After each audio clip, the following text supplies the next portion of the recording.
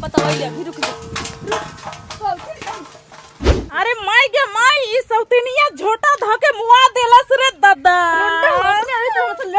ई सौतिनिया हम बतावत हनी। जिंदाबाद जिंदाबाद जिंदाबाद आरजेडी जिंदाबाद। अरे बाप रे बाप, हमर भतार कल हलवैलक, सब लोग मजा मार दिलबे निकाल के ध देतानी।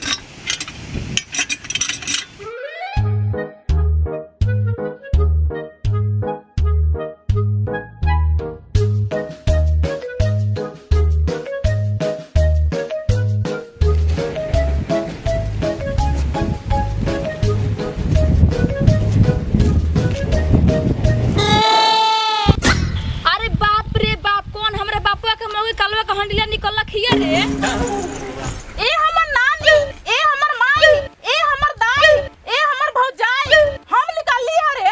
बोल का हो ये राड़ी तो सरकारी कॉल है रे, तू कौन हाउस कॉल का हंडी निकली है रे? हमर भतार कई दिन जाके तब जाके एगो कॉल मिलल आ ई हमर भतार चोदी कहत आरी सरकारी कॉल है। रोज तो भतार की बेटी कॉल का हंडी देबे कि ना रे कि ते कुछ चाहत ए हमर भैयावा के मौगी न दम त का करबे रे? रे है ई सोतिने नाम निकाल रुक तोर के बताइए अभी रुक जा। अरे माई के माई ई सौतिनिया झोटा धके मुआ देलस रे दादा। ई सौतिनिया हम बतावत हनी। आरजेडी जिंदाबाद जिंदाबाद जिंदाबाद आरजेडी जिंदाबाद जिंदाबाद जिंदाबाद।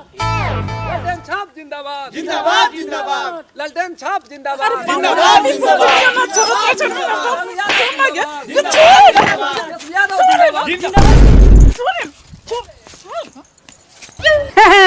ए मोबिन भाई बाबू झोटा झोटी छोड़ा हमकी हमनियों के दी हो। का रे भतीजवा का मांगा तारे? ए भौजी गलत काहे सोच रहे हैं?